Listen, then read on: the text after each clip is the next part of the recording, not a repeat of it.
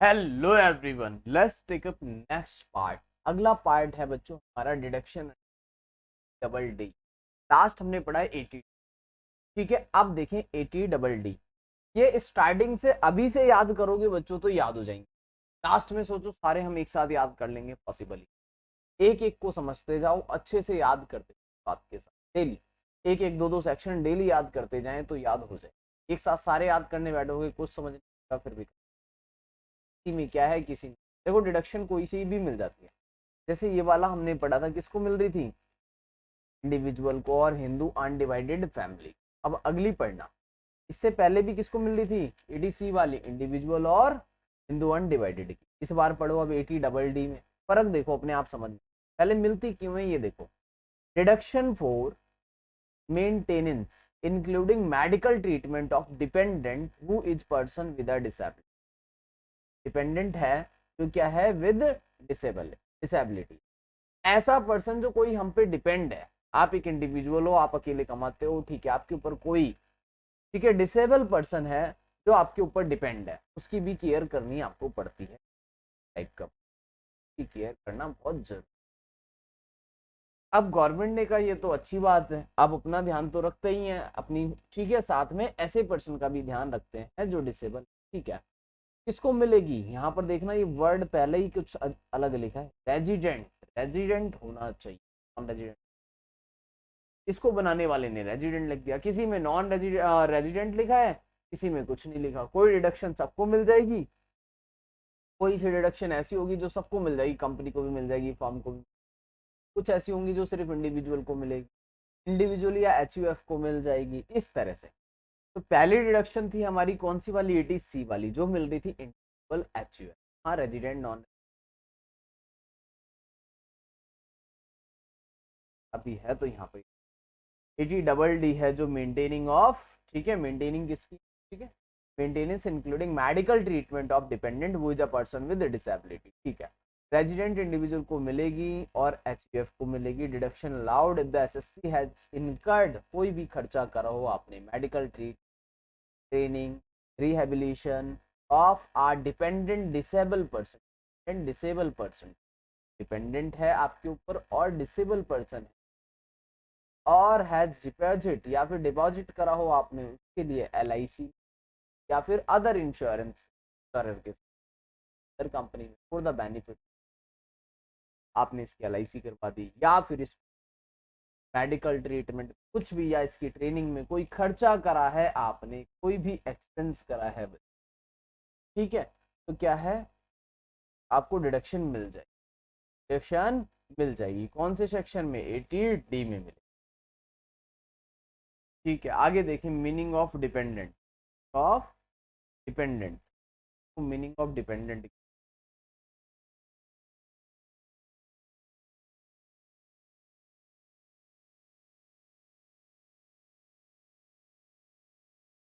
Of dependent.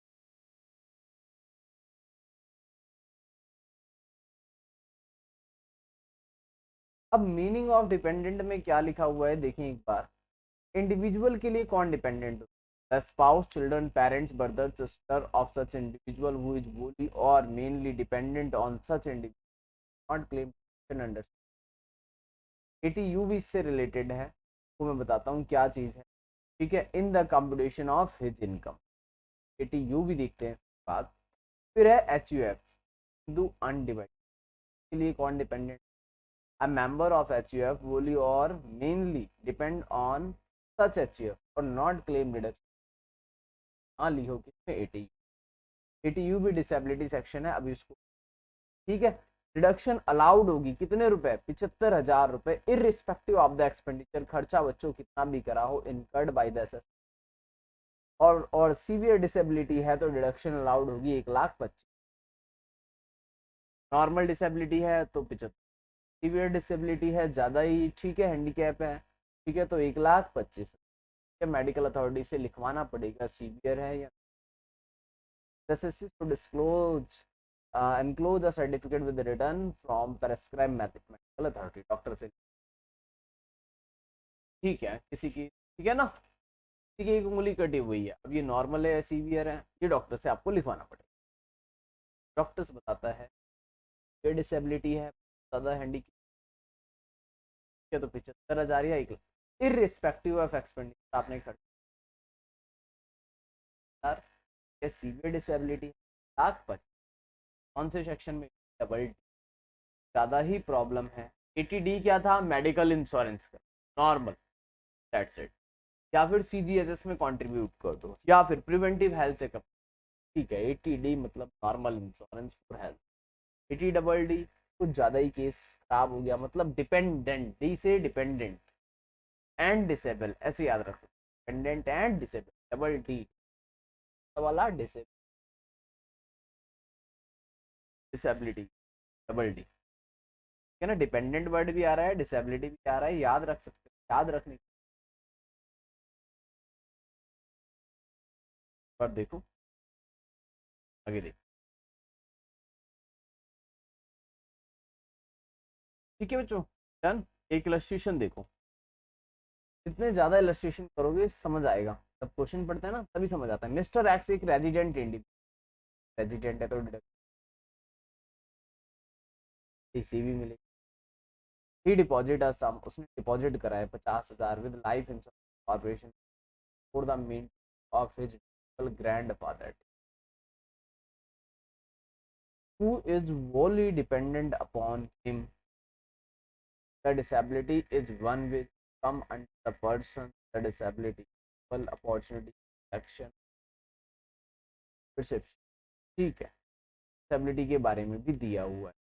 A copy of certificate from the medical authority compute the amount of deductible under।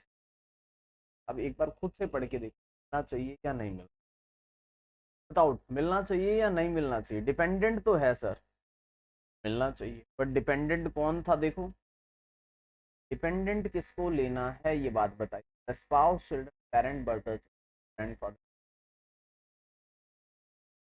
Spouse होना चाहिए, children, parent, brother of the such individual who is wholly or mainly dependent on such individual, not grandfather, father होता तो ठीक है। No deduction shall be allowed because grandfather is the definition of, not the definition of dependent. जितने लोग लिखे हैं बच्चों यहाँ पर वो भी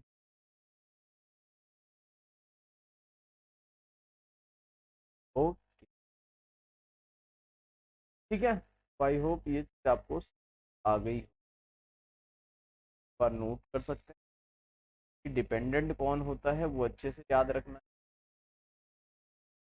डिपेंडेंट कौन होता है, डिपेंडेंट की डेफिनेशन क्या दी हुई, वर्ड अच्छे से, तभी बात बनेगी, ठीक है। तो डिपेंडेंट हम याद रख लें कौन, spouse, children, parents, brother, sister of India.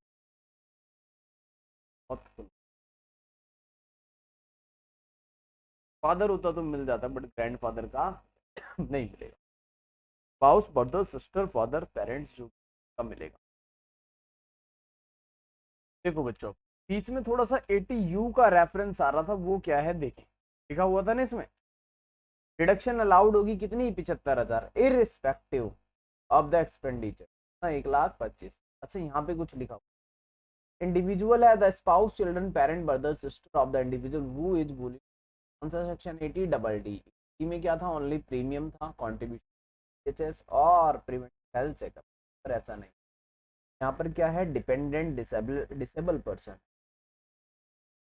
लिखा है ऑन सच इंडिविजुअल। देखो जो डिसेबल पर्सन है, एक पर्सन है जो ये काम कर, साथ में एक डिसेबल पर्सन को भी संभाल, एक डिसेबल पर्सन को भी संभाल की वजह से रिडक्शन। या फिर अगर इसको मान लो अगर डिसेबल पर्सन खुद कमाता है तो वो अपनी इनकम में ले लेगा डिडक्शन, प्रॉब्लम में। तो अगर खुद डिसेबल है तो 80U में, आपके ऊपर कोई डिसेबल डिपेंडेंट है जो खुद नहीं कमाता, डिसेबल पर्सन है, हैंडीकैप पर्सन है, वो खुद नहीं कमाता, आपके ऊपर पूरी तरह से डिपेंड है, तो आप ले लो डिडक्शन कितनी, 75 या 1,25,000। 80U सेक्शन देखें, deduction in case of handicap person section 80U, जब कंप्यूट करोगे total income of an individual, resident होना चाहिए who is at any time during the previous, कभी भी सर्टिफाइड कर दे, कौन सर्टिफाइड करेगा, मेडिकल अथॉरिटी, कि वो डिसेबल है तो डिडक्शन मिलेगी उसको 75। खुद डिसेबल है, खुद कमाता है 75,000 की डिडक्शन का खर्च इररिस्पेक्ट डिसेबल पर्सन को दिया है, हैंडीकैप पर्सन को सेक्शन में।